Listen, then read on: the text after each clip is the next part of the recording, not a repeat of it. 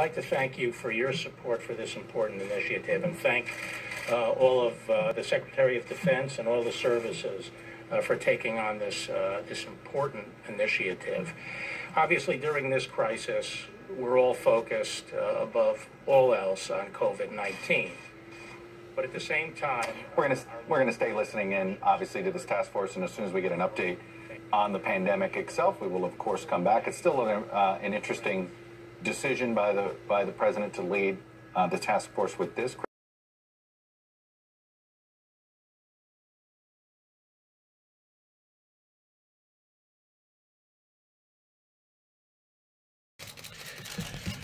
Thank you, Mr. President. Thanks for your decisive leadership as we confront this unprecedented challenge posed by coronavirus. And I'd like to thank you for your support for this important initiative and thank all of the Secretary of Defense and all the services for taking on this important initiative. Obviously, during this crisis, we're all focused above all else on COVID-19. But at the same time, our law enforcement and national security work must go forward, protecting the American people from the full array of threats. For the Department of Justice, one of our highest priorities must remain destroying the Mexican cartels. Their trafficking is largely responsible for the deaths, as we all know now, of 70,000 Americans a year. And also the costs of this don't count the destroyed families, the destroyed lives, the draining of our national treasure as state budgets are crushed by the burden that this narcotic trafficking causes. The president has made clear that we are in this fight against the cartels to win, and that we are not interested in half measures, and that the threat posed by the cartel is not just a law enforcement threat, but a national security threat as well.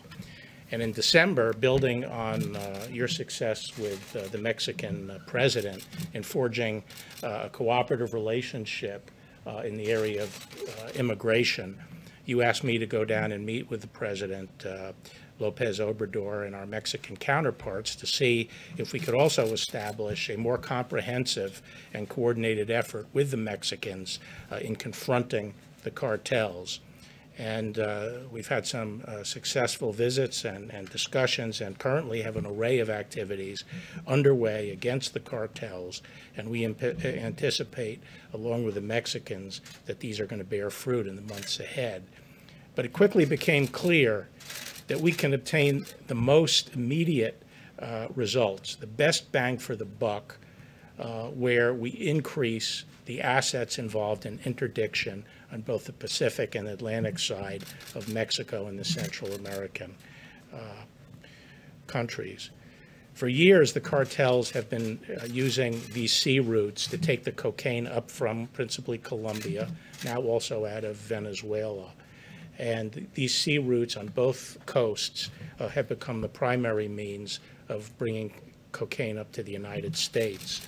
Because of the superb work done by the Defense Department and our intelligence community, we know exactly, most of the time, where these traffickers are at sea.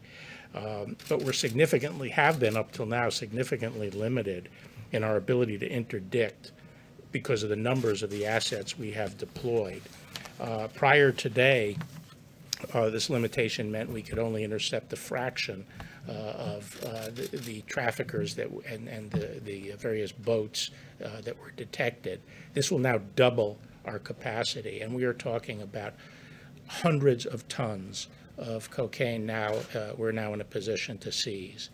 So this is going to radically improve our interdiction efforts and put tremendous pressure, we think, on the cartels. And the effort that Southcom is undertaking is going to save lives by taking drugs off the street.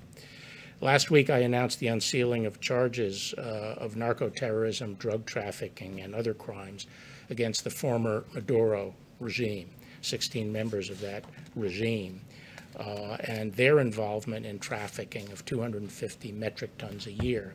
A lot of that comes by sea, as I discussed at that time, but also because of the pressure we're applying by our sea interdiction, they are trying to establish an air route out of Venezuela up into Central America, which is one of the reasons we're trying to move firmly against that corrupt regime.